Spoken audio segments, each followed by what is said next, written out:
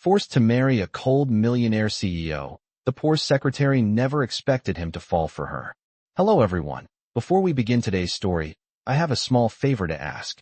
Please hit subscribe and turn on the notification bell so you never miss our channel's new videos. It's quick, free, and the best way to support us in bringing you more dramatic stories. Your support means the world to us. Where are you watching from? Drop your city or country in the comments below. Thank you very much. Now, let us return to our main character. The first time Lily Carter realized her life was about to change forever, it was not because of a ring or a dress or a grand declaration, but because of the way the office suddenly fell silent when Ethan Blackwood called her name. Lily had been a secretary for 3 years, the kind who arrived before 8, left after 6, and measured her days in coffee refills and calendar reminders. She knew every assistant in the building, every copier that jammed, every unspoken rule about when not to knock on the CEO's door. And yet, when Ethan Blackwood stood there in his tailored charcoal suit, his expression unreadable, she felt like a stranger in her own workplace. He did not invite her to sit. He simply gestured to the chair across from his desk and waited, his dark eyes steady, cold, and precise, like a man used to making decisions that moved millions of dollars with a single signature. Lily folded her hands in her lap to hide the slight tremor in her fingers, reminding herself that she was just the secretary, that this was probably about scheduling or a misplaced file. Ethan slid a thick folder across the polished surface of the desk, the sound sharp in the quiet room. Inside was a contract, crisp pages, legal language, and her name typed neatly at the top. Lily looked up, confused, her heart starting to pound. Ethan spoke then, his voice calm and even, without apology or warmth. He told her this was a business arrangement, a solution to a problem that threatened the stability of his company and his family legacy. He said the word marriage the way other men said merger.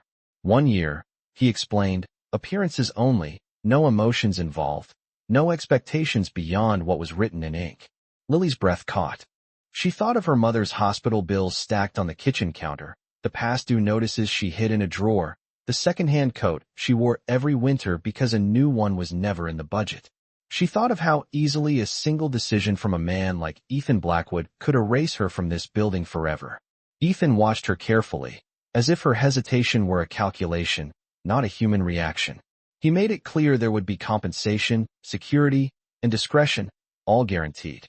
He also made it clear that refusal would end her position immediately. Lily stared at the contract, the words blurring slightly, feeling the weight of a choice she had never imagined she would be forced to make. This was not romance. This was survival. She swallowed, squared her shoulders, and reached for the pen resting beside the folder, knowing that with this single motion, her quiet life as a poor secretary was about to collide with the cold, controlled world of a millionaire CEO, and neither of them yet understood the cost of what they were about to begin. Lily Carter did not remember how she made it home that night, only that the city lights blurred past the bus window, as if someone had smeared them with rain.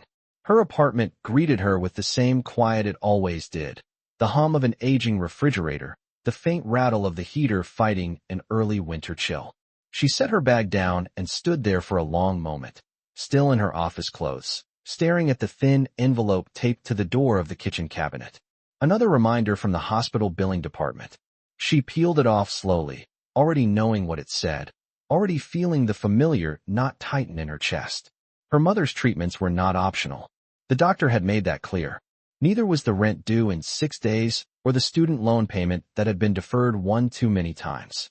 Lily sat at the small kitchen table, the same one she had eaten ramen at for years, and spread the papers out like a losing hand. Numbers stared back at her, cold and unforgiving. She had done everything right, or at least everything she had been told was right. She worked hard. She kept her head down. She did not complain. And still, it was never enough. Her phone buzzed softly, a text from her mother, asking if she had eaten dinner, ending with a smiley face Lily could picture all too clearly. Lily typed back that she had, then deleted the message and typed it again, guilt pressing against her ribs. She leaned back in her chair and closed her eyes, and for a moment, Ethan Blackwood's voice echoed in her head, calm and precise, laying out terms like a man negotiating a lease, not a life. 1 year. Security. Stability. She hated how tempting it sounded. She hated even more that she had already begun to measure what it would fix. The hospital bills would be gone. Her mother could breathe without worrying about the next statement in the mail. Lily could sleep through the night without calculating interest rates in her head. But the price was herself, or at least the version of herself she still believed in. The one who thought marriage was something chosen, not assigned. She stood and walked to the narrow bathroom mirror, studying her reflection under the harsh light. She looked the same as always, brown hair pulled back, tired eyes, a woman no one would ever mistake for someone who belonged in Ethan Blackwood's world. That was the part that scared her the most. She knew exactly how easily she could be replaced, how quickly her desk would be cleared if she said no. Ethan had not threatened her outright. He had not needed to. The power imbalance was already there, heavy and silent. Lily pressed her palms against the sink, grounding herself. She told herself this was temporary. A contract. A role to play. She could endure 1 year. She had endured worse. She thought of the nights she had stayed awake listening to her mother cough through thin walls, of the time she had smiled politely while richer co-workers talked about vacations she could never afford. Survival had taught her how to swallow pride. When she returned to the table, she picked up the contract she had brought home, reading the first page again, slower this time. The words were still impersonal, still cold, but beneath them was a truth she could not ignore. This was not about love. It was about leverage. And right now, Ethan Blackwood had all of it. Lily exhaled, steadying herself, knowing that the choice she made next would shape every morning after, whether she wanted it to or not. Lily returned to the office 2 days later with a calm she did not fully feel, her steps measured as she walked past the glass walls and polished floors that suddenly seemed sharper, colder, more aware of her presence. Ethan Blackwood was already waiting when she was ushered into his private conference room, standing near the window with the city spread out beneath him like a controlled asset. He turned when he heard her enter, his expression unreadable, as if he had already anticipated her decision. Lily took the seat he indicated, placing her hands flat on the table this time, refusing to let them tremble. The contract lay between them again, thicker now, marked with small tabs and annotations, the kind of document built to withstand scrutiny. Ethan did not rush her. Instead, he went through each clause with the precision of a man accustomed to closing deals that shaped entire industries. Public appearances would be scheduled and approved. Private lives would remain separate. No emotional expectations, no personal claims beyond what was necessary to maintain credibility. Lily listened, nodding when required, asking questions only when something affected her mother or her employment security. Ethan answered everything clearly, without irritation, without softness. When he finished, he slid a pen toward her, the same pen she had seen him use to sign multi-million-dollar agreements. Lily stared at it for a moment, then lifted her eyes to meet his. She surprised herself by speaking before fear could stop her. She told him she would agree, but only if there were boundaries he could not cross, only if her dignity remained intact, only if this arrangement never became a weapon against her later. For the first time, something shifted in Ethan's gaze. It was subtle, gone almost immediately, but Lily caught it, the flicker of respect, or perhaps surprise. He nodded once and made a note on the contract, adjusting language to reflect her terms. It was a small concession, but it mattered. When Lily finally signed her name, the ink dried quickly, permanent and quiet. Ethan signed next, his signature decisive, final. With that, the room seemed to change, as if the air itself understood what had just been set in motion. Ethan stood and extended his hand, not as a lover, not as a husband, but as a partner in an agreement. Neither of them fully understood yet. Lily shook it, her grip steady, her heart racing beneath her composed exterior. He informed her that arrangements had already been made. A legal ceremony would take place in 3 days, private and discreet. A temporary residence had been prepared, a penthouse with separate bedrooms, chosen for its security and privacy rather than comfort. Lily absorbed the information silently, each detail landing with weight. As she stood to leave, Ethan added one final condition, his voice lower now, firm. Whatever happened between them, whatever the world believed, they would protect the company first. Lily nodded, though something inside her resisted the idea that she could be reduced to a shield for corporate interests. She returned to her desk afterward, her coworkers unaware that her life had just been rerouted entirely. The familiar tasks felt distant, almost unreal. That evening, Lily packed a single suitcase, choosing clothes that did not belong to either world fully: practical dresses, worn shoes, a photograph of her mother tucked carefully into the side pocket. She stood in her apartment one last time, touching the chipped table, the thin curtains, the life she was stepping away from. This was not a dream. This was a calculated exchange. And yet, as she closed the door behind her, Lily could not shake the feeling that something far more unpredictable than a contract had already begun. Lily woke up on her first morning in the penthouse to a silence so complete it felt unreal, the kind of quiet that did not belong to the city but hovered above it. Floor-to-ceiling windows framed the skyline, sunlight spilling across polished stone floors she was afraid to step on with bare feet. The space was immaculate, untouched, more like a showpiece than a home, and for a moment she wondered if she was allowed to exist inside it at all. A discreet knock came at precisely 8:30, followed by a woman introducing herself as a personal coordinator assigned to help Lily adjust. The word adjust landed strangely. Within hours, Lily found herself moving through a schedule that felt more like corporate onboarding than married life. Measurements were taken, wardrobe options laid out, etiquette notes delivered with polite efficiency. She learned where to stand during formal introductions, how to accept compliments without inviting questions, how to walk beside Ethan Blackwood without falling a step behind or pulling ahead. At every turn, she felt the contrast between who she was and who she was expected to appear to be. Ethan observed most of it from a distance, present but detached, offering occasional corrections in a low voice, never unkind, never encouraging. When she stumbled over a name at a rehearsal dinner briefing, he did not scold her. He simply repeated it, once, calmly, as if mistakes were data points, not failures. Lily changed clothes more times in 2 days than she had in the past 2 years combined. Dresses that cost more than her annual rent hung beside each other like silent judges. Some made her feel like she was playing a role too big for her body. Others surprised her by fitting not just her frame, but her posture, her breath. The first time she caught her reflection in the mirror and did not immediately look away, it startled her. She did not look richer, but she looked steadier, more composed. At dinner that night, Ethan sat across from her at the long table, discussing the next week's public commitments as if they were reviewing quarterly forecasts. Lily listened carefully, asking clarifying questions, committing dates and expectations to memory. When she accidentally reached for the wrong glass, then corrected herself too quickly, Ethan paused, then said quietly that no one noticed except her. The comment lingered longer than he intended. As the days passed, Lily began to learn the rhythm of this new existence. Elevators that opened directly into rooms. Staff who spoke only when spoken to. Conversations where every word carried weight. She learned to smile without shrinking, to speak without apologizing, to hold eye contact even when someone tried to dismiss her with a glance. Each small success felt earned. Ethan noticed these changes, though he never said so. He noticed when she anticipated a question before it was asked, when she deflected an intrusive inquiry with grace, when she remembered a board member's preference without being reminded. There was one evening, late, when they crossed paths in the kitchen, both reaching for water, both silent. For a brief moment, there was no script, no rehearsal, just two people sharing the same space. Lily almost spoke, then stopped. Ethan nodded once and left the room. Alone again, Lily pressed her hand against the cool marble counter and breathed. She was no longer just surviving.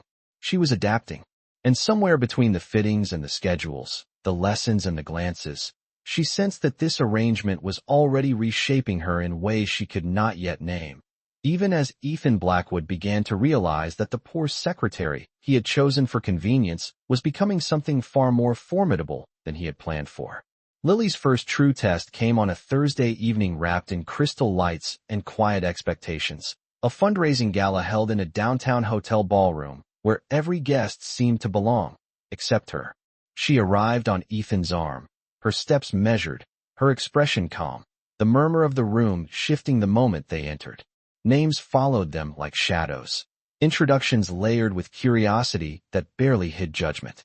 Lily felt it immediately, the way eyes paused on her a fraction too long, the silent question of who she was and why she stood beside him. She remembered the coaching, the posture, the breathing, and held her head steady. Ethan moved through the space with practiced ease, greeting donors and board members, his presence commanding without effort. Lily stayed beside him, listening, observing, learning the tempo of wealth spoken in polite tones. The moment came unexpectedly. A senior partner from an affiliated firm approached, his smile courteous but thin, directing his words toward Ethan while addressing Lily only in passing, assuming ignorance, assuming decoration. He mentioned a delayed grant, a miscommunication that threatened the night's pledged total, speaking as though Lily were not there. Lily recognized the issue immediately. She had seen the emails weeks ago, flagged the discrepancy, and remembered the donor's concerns about allocation transparency. Her heart thudded once, then steadied. Without interrupting, without seeking permission, she spoke, her voice clear and respectful, addressing the concern directly. She explained the reporting adjustment that had been approved but not yet circulated, referenced the specific language the donor had requested, and offered a solution that aligned with the foundation's stated mission. The partner blinked, caught off guard. Ethan turned to look at her, not with irritation, but with focus. The surrounding conversation paused, subtle but real. Lily continued, careful not to overstep, framing the answer as support rather than correction. The tension eased. The partner nodded, reassured, gratitude replacing doubt. The pledge remained intact. When the conversation moved on, Ethan said nothing at first. He simply placed his hand lightly at Lily's back as they walked, a gesture meant for optics, but it grounded her all the same. Whispers followed them now, different in tone, curious rather than dismissive. Later, during a brief break near the terrace, one of the board members approached Lily directly, asking about her background. Lily answered honestly, without embellishment, without apology. She spoke about organization, about listening, about learning systems from the inside. The woman smiled, impressed in a way that felt earned. Ethan watched from a short distance, saying nothing, his expression unreadable. When the night finally slowed and the last speeches concluded, Ethan and Lily stood side by side as applause filled the room. Lily felt the release of tension she had not realized she was holding. In the car afterward, the city lights sliding past the windows, Ethan spoke quietly. He told her she had handled the situation well. Not brilliantly, not surprisingly.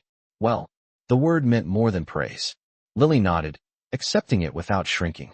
For the first time since the contract had been signed, she sensed a shift, subtle but undeniable. In public, she had proven herself capable. And somewhere beneath the controlled exterior of a cold millionaire CEO, something had begun to reassess the assumptions he had made about the poor secretary he had chosen out of convenience. Late that night, the penthouse felt different, quieter than usual, as if the city itself had lowered its voice. Lily stood by the window with a mug of untouched tea, watching traffic thread through the streets far below, her body still humming with the adrenaline of the gala. She did not hear Ethan approach until he was beside her, close enough that she could sense his presence without looking. He did not comment on the night or on her performance. Instead, he asked if she was tired, the question simple, almost ordinary. Lily answered honestly, saying she was more awake than she expected. Ethan nodded, then surprised her by suggesting they step onto the terrace. Outside, the air was cool and clean, carrying the distant sounds of the city without the pressure of an audience. For a while, neither of them spoke. Lily wrapped her arms around herself, not from cold, but from the unfamiliar stillness. Ethan leaned against the railing, his posture less rigid than usual, his shoulders easing as if he had set something heavy down. When he finally spoke, his voice was quieter, stripped of its boardroom cadence. He said nights like that used to drain him, that the expectations, the constant performance, never truly ended. Lily listened, careful not to interrupt, sensing that this was not something he offered often. He told her he had learned early that control was safer than closeness, that predictability was easier than trust. He did not mention names or details, only the aftermath, the way relationships had taught him to measure people by what they wanted from him rather than who they were. Lily did not respond right away. She looked out at the city and said she understood what it felt like to be seen as a solution instead of a person. The words surprised her as much as him. Ethan turned then, meeting her gaze, his expression searching rather than guarded. She continued, explaining that she had spent years being invisible until she was needed, useful until she was not. She said that what frightened her most about their arrangement was not the scrutiny, but the possibility of disappearing again once the contract ended. Ethan absorbed that in silence. After a moment, he acknowledged it, not with reassurance, but with recognition. He admitted he had not considered how exposed she might feel, how little room the agreement left for uncertainty. It was the closest he had come to an apology. The wind shifted, and Lily realized she was no longer bracing herself. She was standing comfortably, fully present. Ethan mentioned his parents then, briefly, how ambition had filled the space where warmth should have been, how success had been praised more than connection.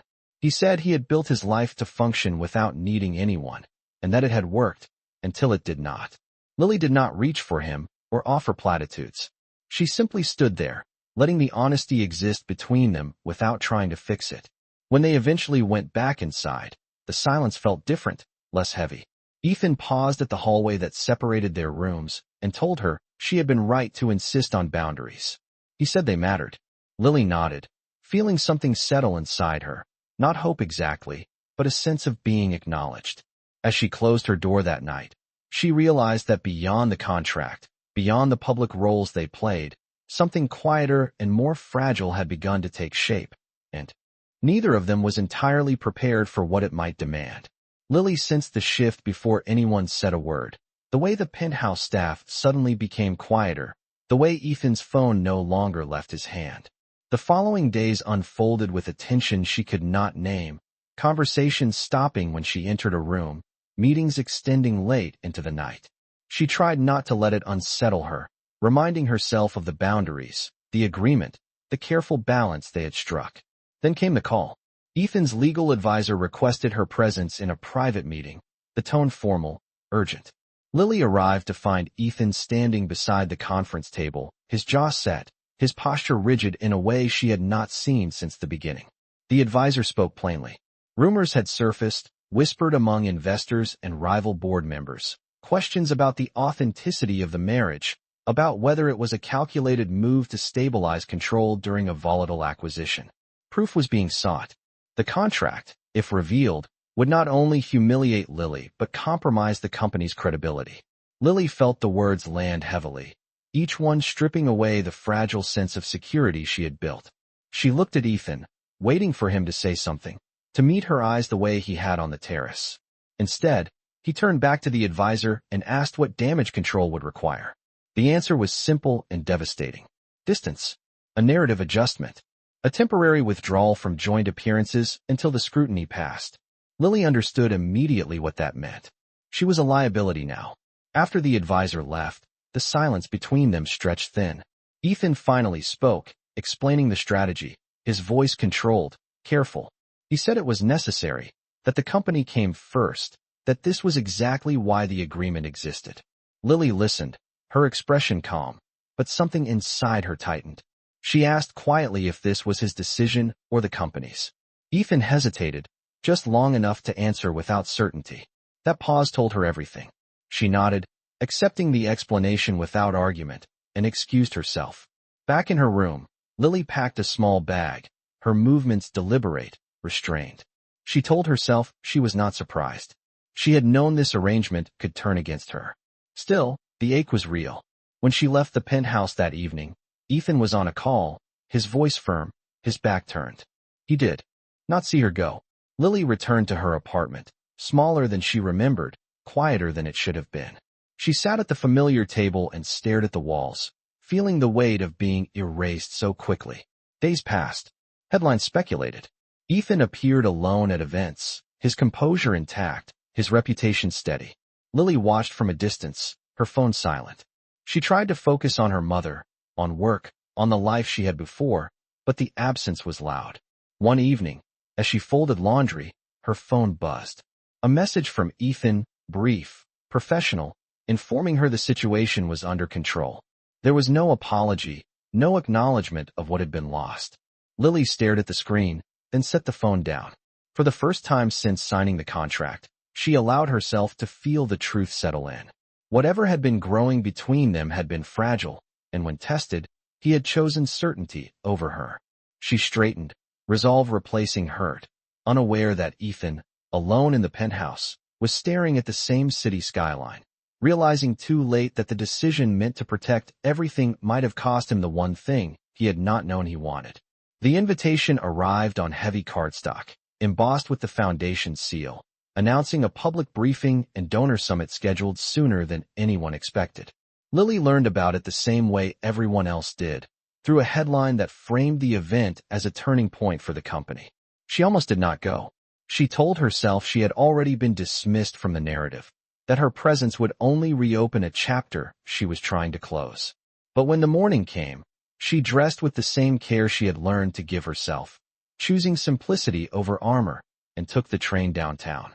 The ballroom buzzed with anticipation, cameras positioned, microphones tested, conversations layered with speculation. Lily took a seat near the back, anonymous again, her heart steady in a way that surprised her. Ethan stood at the podium when the room quieted, composed as ever, his voice clear as he outlined the company's direction and addressed recent rumors without theatrics.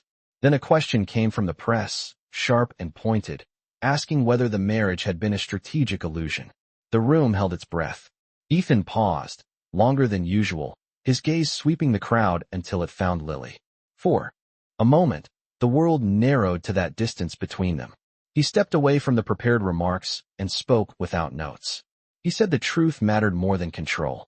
He acknowledged the contract openly, not as a defense, but as a failure of courage. He said he had chosen certainty when he should have chosen integrity. Murmurs rippled. Ethan continued, explaining that the agreement no longer existed because he had ended it himself.